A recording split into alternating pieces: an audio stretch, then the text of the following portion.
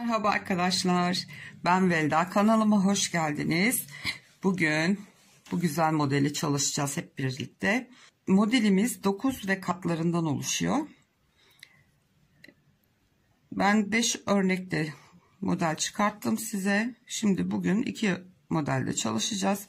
9'un katları, ilmeklerinizi attıktan sonra artı 4 ilmek daha atacaksınız. Şimdi ben 22 ilmek attım. 9 9 18 artı 4 ilmek olarak bir sırada hemen haroşa ördüm. Şimdi modelimizin ön yüzündeyiz. İlk ilmeğimi aldım. 2 tane ilmek kenarda, ters örüyoruz. Hemen 2 tane tersimizi ördük. Şimdi bu ilk 2 ilmeği sola yatık keseceğim için ilmeği çeviriyoruz. Bir tane doluyoruz ve sola yatık 2 ilmeğimi kesiyorum. Bir tane doladım, bir tane ilmek kestik. 3 tane düz örüyoruz arada. 3 tane düz ördük.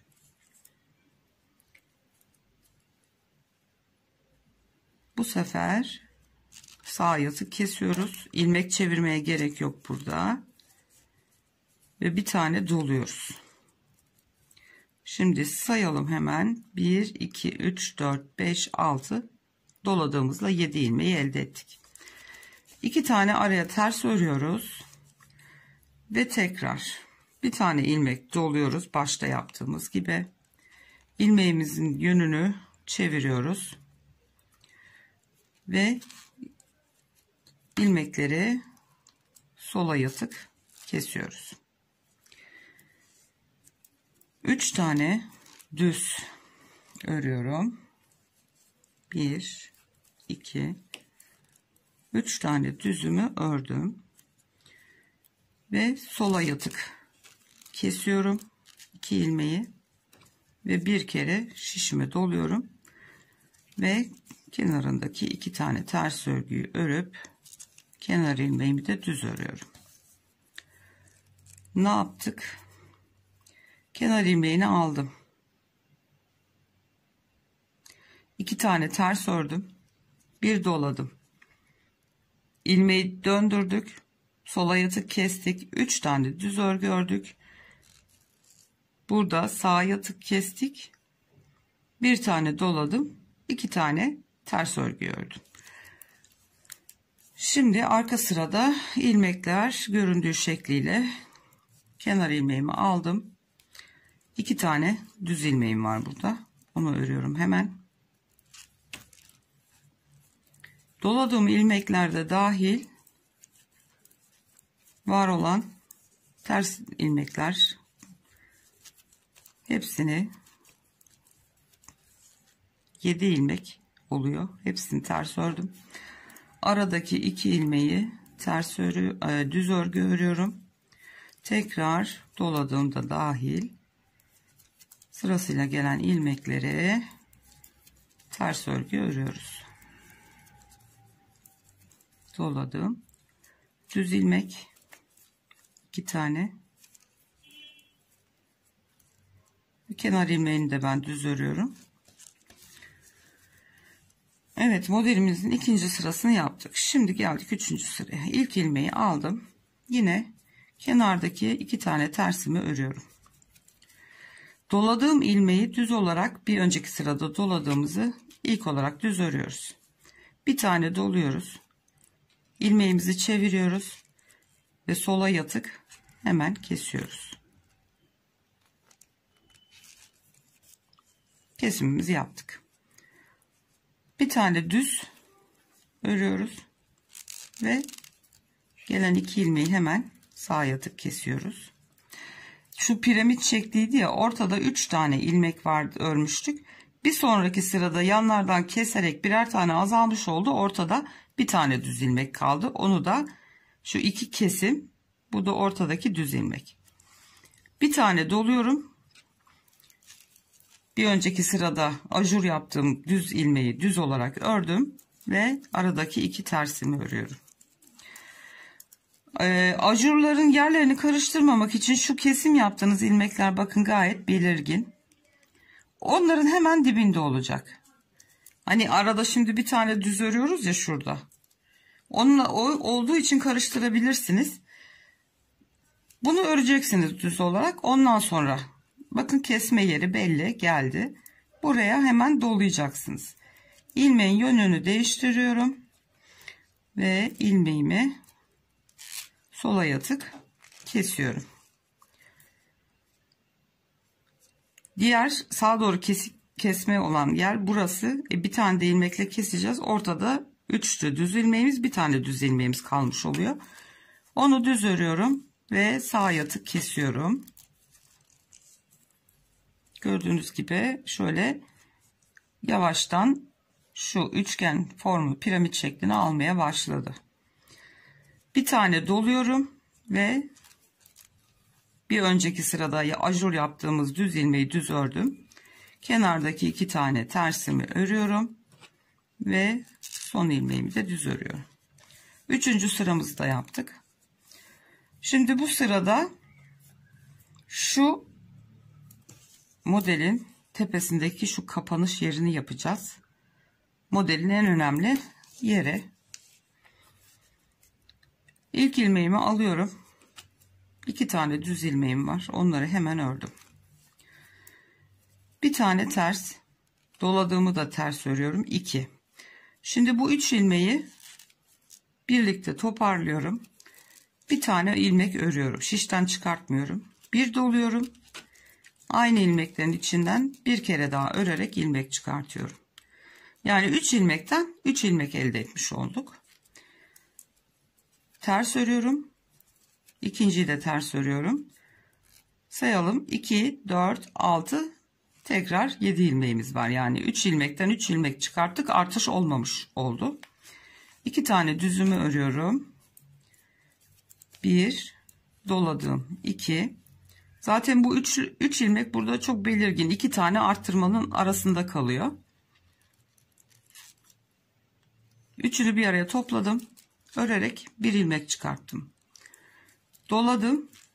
Tekrar örerek bir ilmek daha çıkarttım. 3 ilmekten 3 ilmek çıkartmış olduk. Doladım ve diğer ters ilmeğimi ördüm. Kenardaki 2 ilmeği, düz ilmeğimi de örüyorum ve en son kenar ilmeğimi de ördüm. Evet, gördüğünüz gibi ilk modelimiz ortaya çıktı. Bu kadar basit. 4 sıranın tekrarından oluşuyor. Şimdi ikinci sırada ikinci kez model kurulumunu da yapalım. Çünkü bir ufak bir ayrıntı var. Onu da göstermiş olayım. İlk ilmeğimi aldım. 2 tane kenardaki tersimi örüyorum. Bu gelen, şimdi burada 2 tane yanlarda var. Şunlar. Ortada da üçlü var. Şimdi birer tane daha dolarsak artacak. Dolayısıyla hemen ilk olarak bu 2 ilmeği kesiyorum. İlmeğin yönünü değiştireyim. Ve kestim. Yani şuradaki şu ikinci, pardon, kesmeden evvel dolayacaktık. Evet. Şişime doluyorum. Ve bu 2 ilmeği hemen kesiyorum. Bu şimdi yaptığımız kesme işlemi şu ikinci örneğin şu kesmelerin belli olduğu üçgen formunu veren yer olacak. Ortada şimdi 3 tane düz ilmeğimiz var tabi. İlk başta olduğu gibi.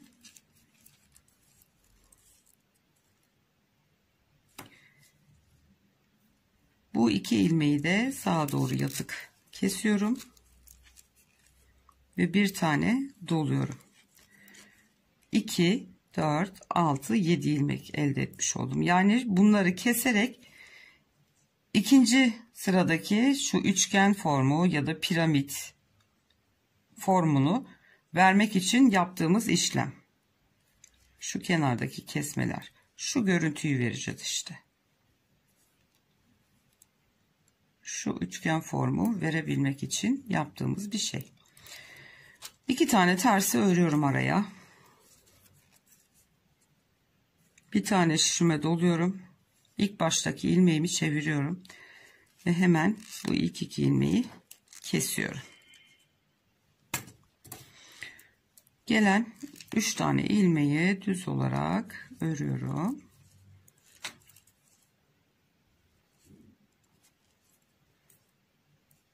Gördüğünüz gibi 3 tane düz ördüm. Bunları şimdi sağa yatık keseceğim ve bir tane dolayacağım.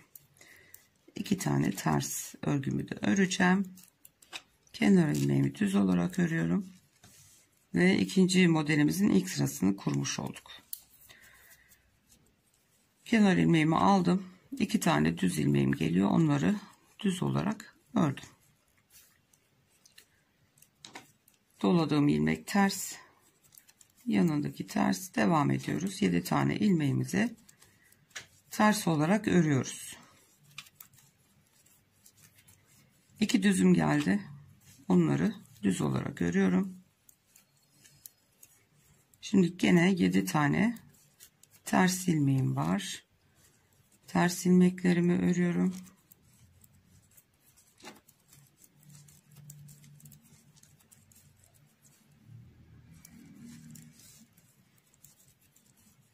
Kenardaki 2 ilmeğim. En son kenar ilmeğimi de düz olarak örüp sıramı bitiriyorum. İkinci sıramızı da yaptık. Şimdi kenar ilmeğimi alıyorum. 2 tane tersimi hemen örüyorum. Bir alt sırada yaptığımız ajurlu ilmeği düz olarak örüyorum. Ve bir tane doluyorum.